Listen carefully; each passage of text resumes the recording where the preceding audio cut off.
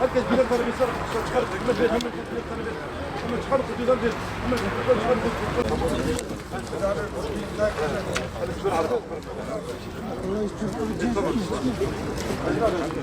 evet, basın mensubu arkadaşlar da aktar. O anahtarlıkları basın mensubu arkadaşlarına birer hediye edelim.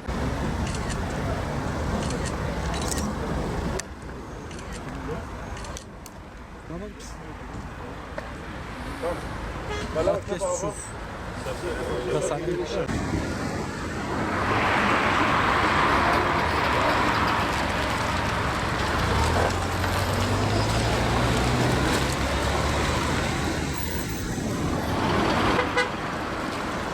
Değerli basın mensupları,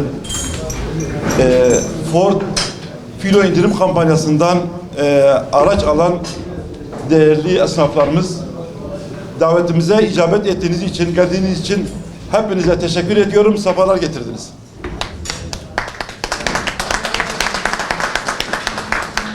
Bu kadar işin yoğunluğundan hem gazetecilerimiz hem esnaflarımız geldiğiniz için hakikaten bizi çok memnun ettiniz. Programımızın amacı bu araba kampanyası yapmıştık. Hem o araba kampanyasının araba teslimatını yapalım hem de günübirlik dün Ankara'ya gitmiştim. O temaslarımı birebir size aktarmak içindir.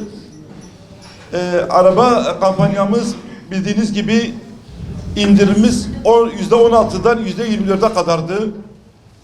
Elhamdülillah çoğu esnafımız da faydalandı. Kendilerine aldılar ve indirimden faydalandılar.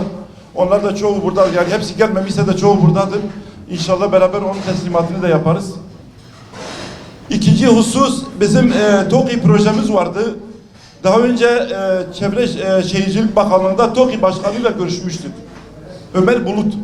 Ömer Bulut 2024'ün Temmuz'unda TOKİ Başkanı'ydı. Onunla görüşmüştük. Batman'a 550 daire tahsis edilmişti. Bizim esnaf odası için de 400 tane eklendi. 951 tane şu anda yapılıyor. Dedik onun sözünü alalım ve sözleşmesini yapalım. Bu sefer gittik Bakan Yardımcısı Burak Gökalp Bey ile görüştük. Çok güzel karşıladı. Dedi ben akşam da bakana aktaracağım. Yani dün akşam için. Sonra biz TOKİ Başkan Yardımcısıyla gidip görüştük. Bu işi yapalım, yani bitirelim ve yani bu tahsisi esnaflarımıza yapalım. Çok güzel geçti şeyimiz, yani görüşmelerimiz. İnşallah bu işi yapacağız. Yani evi olmayan esnaflarımızı bu TOKİ evlerini inşallah tahsis edeceğiz ve onlar için bir başvuru alacağız yani inşallah. Tüm üyelerimize teklifte, bir talepte bulunuyorum, istekte bulunuyorum. Gelsinler, oylarını kullansınlar. Yani bu demokratik bir seçim olsun. Yani bu demokrasilerde bu haktır, yani oy kullanma. En azından herkes gelip oyunu kullansın, tercihini yansıtsın sandığa, ona göre çıksın. Herkesi sandığa davet ediyorum oy kullanmaya sizin aracılığınızla. Hepinize tekrar teşekkür ediyorum. Geldiğiniz için Allah sizden razı olsun.